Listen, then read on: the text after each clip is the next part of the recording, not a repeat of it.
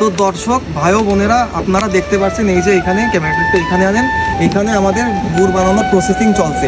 তো এইখানে এটা যেটাই গুড় বানানো হচ্ছে এটার নাম হচ্ছে তাফাল। তো আর আমরা যেটাই খেজুরের রস সংগ্রহ করি সেটার নাম হচ্ছে ভার, আছে কেউ আবার ঠিলেও বলে, আমাদের আঞ্চলিক ভাষায় ঠিলে বলা হয়, ভার বলা হয়। তেমনই 100টা ঠিলের রস দিয়ে এইখানে গুড় বানানো হচ্ছে। প্রায় 4 ঘন্টা কি 5 ঘন্টা ধরে জাল দেওয়ার পরে এখন জাস্ট একটুতে কমে আসছে, এখন গুড় বানানোর প্রসেসে প্রায় চলে আসছে, কিছুক্ষণ পরে হয়ে যাবে। তো আমরা এইখানে 1 চিমটি % চিনি ব্যবহার করা হয় না, যেহেতু আপনারা জানেন যশোর শহর উন্নত হয়েছেই একমাত্র খেজুরের গুড়ের কারণে।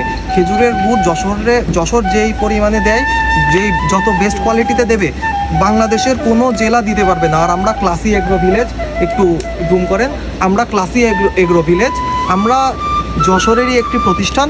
আমরা যেই কোয়ান্টিটির দেব আর যেই কোয়ালিটির দেব অন্য কোনো প্রতিষ্ঠান দিতে পারবে না, এটা আপনাদের কাছে আমাদের চ্যালেঞ্জ থাকবে। আবার একটু দেখান, আমাদের ওয়ার্কাররা কাজ চলছে।